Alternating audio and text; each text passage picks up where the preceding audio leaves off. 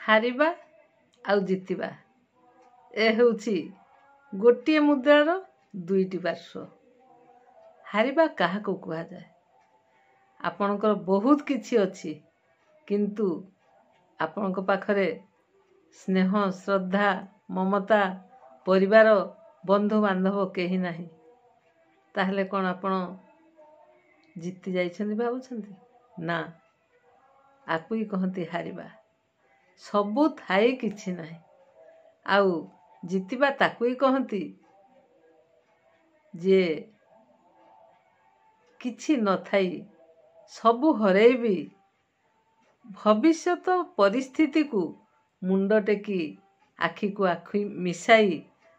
ଆଖିରେ ଆଖି ମିଶାଇ ତାକୁ ସାମ୍ନା କରିପାରୁଥିବ, ତାକୁ ହିଁ କହନ୍ତି ସାହସ, ଧୈର୍ଯ୍ୟ, ଜିତିବା।